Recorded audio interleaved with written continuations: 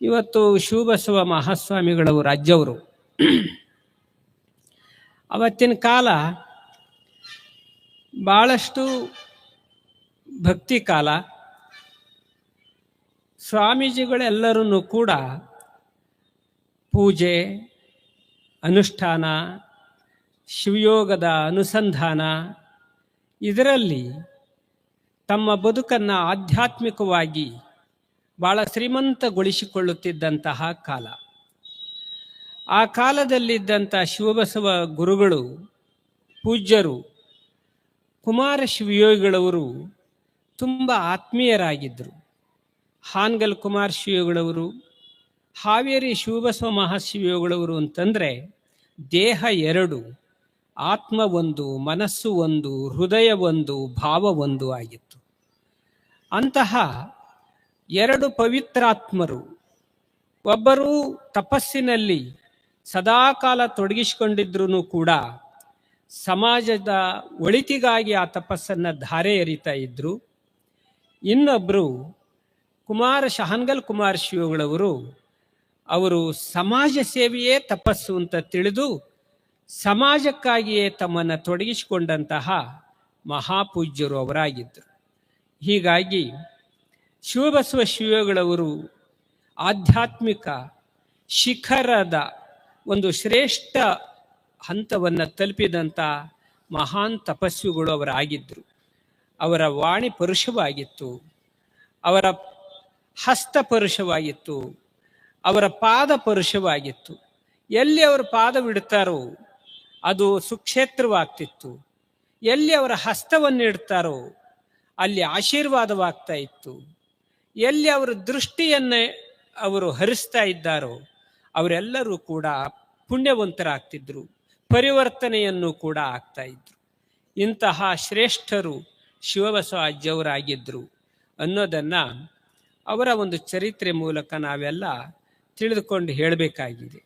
ಅವರ ಬದುಕಿನಲ್ಲಿ ಹಲವಾರು ಒಂದು ಘಟನೆಗಳು ಸಹಜವಾಗಿ ಜರುಗಿ ಹೋಗಿವೆ. ಒಂದು ಪುಸ್ತಕ ಬಂದಿದೆ ಇದೇ ಮಠದಿಂದ. ಆ ಪುಸ್ತಕದ ಹೆಸರು ಕೃಪಾಲಹರಿ ಅಂತ. ಆ ಕೃಪಾಲಹರಿಯಲ್ಲಿ ಕೆಲವು ಭಕ್ತರು ಅವರ ಪೂರ್ವಜರು, ಅವರ ಮನೆತನದ ಪೂರ್ವಜರಿಗೆ ಶಿವಬಸವ ಅಜ್ಜವರು, ಶಿವಲಿಂಗ ಅಜ್ಜವರು ಮತ್ತು ಈಗಿರುವ ಸದಾಶಿವ ಮಹಾಸ್ವಾಮಿಗಳವರು ಇವರು ಯಾವ ರೀತಿ ಅವರಿಗೆ ಅನುಗ್ರಹವನ್ನು ಮಾಡಿದರು ಅನ್ನೋದನ್ನು ಈ ಪುಸ್ತಕದಲ್ಲಿ ಭಕ್ತರು ದಾಖಲಿಸಿದ್ದಾರೆ, ಇಲ್ಲಿ ಬರೆದಿದ್ದಾರೆ. ಅದರಲ್ಲಿ ಒಂದನ್ನು ಇಲ್ಲಿ ಹೇಳಲಿಕ್ಕೆ ಇಷ್ಟಪಡ್ತೀನಿ. ಶಿವಬಸವ ಅಜ್ಜವ್ರ ಬಗ್ಗೆ ಇಲ್ಲಿ ಶ್ರೀ ಶಿವಬಸಯ್ಯನವರು ಹಾಲಯ್ಯನವರ ಮಠ ಅನ್ನೋರು ಬರೆದಂಥದ್ದು, ಅವರ ಪೂರ್ವಜರ ಬಗ್ಗೆ ಬರೆದಿದ್ದಾರೆ. ಭಾಳ ಒಂದು ಅಂದರೆ ಶಿವಬಸವ ಮಹಾಶಿವಗಳವರ ಒಂದು ಅಂತಃಕರಣ, ಅವರ ತಪಸ್ಸಿನ ಒಂದು ಸಾತ್ವಿಕ ಸೆಲೆ ಎಷ್ಟು ಅದ್ಭುತವಾಗಿತ್ತು ಅನ್ನೋದಕ್ಕೆ ಇದೊಂದು ಘಟನೆ ಬಹಳ ನಮಗೆ ಮನಸ್ಸನ್ನು ಸೆಳೆಯಿತು. ಏನು ಅಂತಂದರೆ, ಶಿವಬಸಯ್ಯನವರ ತಂದೆಯವರು ಮಹಾದೇವಯ್ಯನವರು, ಅವರ ತಾಯಿ ಸಂಗಮ್ಮ, ಇವರು ವ್ಯಾಪಾರಸ್ಥರು. ಮಠದ ಸಮೀಪದ ಇಲ್ಲೇನೆ ಅವರ ಮನೆ ಇದ್ದದ್ದು. ಹೀಗಾಗಿ ಮಠದೊಡನೆ ಬಹಳ ವಿಶೇಷವಾದಂಥ ಒಂದು ಸಂಪರ್ಕವನ್ನು ಹೊಂದಿದಂಥವರು.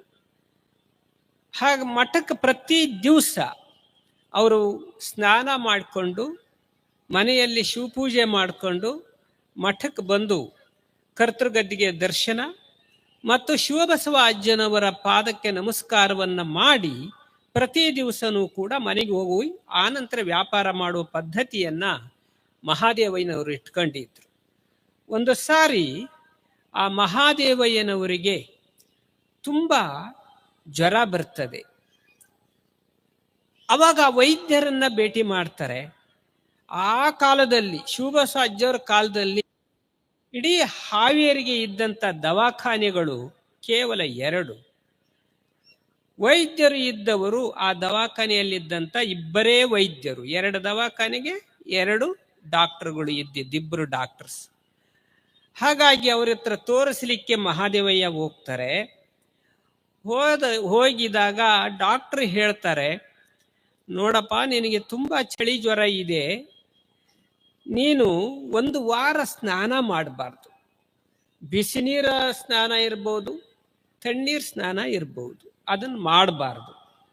ಮತ್ತು ಪಥ್ಯ ಆಹಾರವನ್ನು ಊಟ ಮಾಡಿ ನೀನು ಇರಬೇಕು ಆರಾಮ ಆಗೋವರೆಗೂ ಅಂತ ಡಾಕ್ಟ್ರು ಹೇಳಿ ಕಳಿಸ್ತಾರೆ. ಸರಿ, ಮಹಾದೇವಯ್ಯ ಮನೆಗೆ ಬರ್ತಾರೆ. ಮನೆಗೆ ಬಂದ ಮೇಲೆ ಅವ್ರಿಗೆ ಪ್ರತಿ ದಿವಸ ಇದ್ದದ್ದು ರೂಢಿ ಏನು ಅಂದರೆ, ಮಠಕ್ಕೆ ಹೋಗಿ ದರ್ಶನ ಮಾಡ್ಕೊಂಡು ಬಂದ ಮೇಲೇ ಊಟ ಮಾಡೋ ಪದ್ಧತಿ.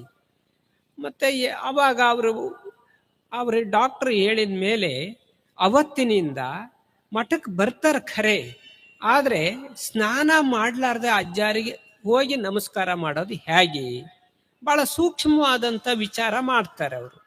ಅದಕ್ಕೆ ಅಜ್ಜರ ಹತ್ರ ನಾನು ಹೋಗಬಾರ್ದು, ದೂರದಿಂದಲೇ ಗದ್ದಿಗೆ ದರ್ಶನ ಮಾಡಿ ಹೋಗಬೇಕು ಅಂತಿಕೊಂಡು ಹೇಳಿ ಅವರು ಸ್ನಾನ ಮಾಡಲಾರ್ದನೆ ಅಲ್ಲಿ ಮಠಕ್ಕೆ ಬರ್ತಾರೆ. ದೂರದಿಂದ ಗದ್ದಿಗೆ ನಮಸ್ಕಾರ ಮಾಡ್ತಾರೆ. ಶಿವಬಸವ ಅಜ್ಜರ ಭೇಟಿನೇ ಮಾಡಲ್ಲ ಅವರು. ಒಂದು ವಾರ ಕಳೀತದೆ. ಶಿವಬಸವ ಅಜ್ಜವರು ವಿಚಾರ ಮಾಡಿದ್ರು, ಮಾದೇವಯ್ಯ ದಿವಸ ಬರ್ತಿದ್ದ, ನಮಗೆ ನಮಸ್ಕಾರ ಮಾಡಿ ಹೋಗ್ತಿದ್ದ, ದರ್ಶನ ಮಾಡ್ತಿದ್ದ, ಯಾಕೋ ಬರ್ಲಿಲ್ವಲ್ಲ ಅಂತೇಳಿ ಒಂದು 6-7 ದಿವಸ ಆದ ನಂತರ ಅಜ್ಜವರು ಹೊರಗೆ ಕೂತ್ಕೊಂಡಿದ್ರು. ಅವಾಗ ಮಾದೇವಯ್ಯ ಭಾಳ ದೂರದಿಂದ ನಿಂತು ಅಲ್ಲೇ ನಮಸ್ಕಾರ ಮಾಡಿ ಮತ್ತೆ ಮನೆಗೆ ಹೋಗೋ ತಯಾರಿ. ಆವಾಗ ಅಜ್ಜವರು ಏ ಮಾದೇವ ಬಾಯಿಲ್ಲಿ ಅಂತ ಕರೀತಾರೆ. ಹಂಗಂದ ತಕ್ಷಣ ಅನಿವಾರ್ಯವಾಗಿ ಅಜ್ಜರ ಹತ್ರ ಬಂದು ದೂರದಿಂದ ಅವರು ನಿಂತು ನಮಸ್ಕಾರ ಮಾಡ್ತಾರೆ. ಯಾಕೋ ಮಾದೇವಯ್ಯ, ಒಂದು ವಾರ ಆಯ್ತು, ಇನ್ನೂ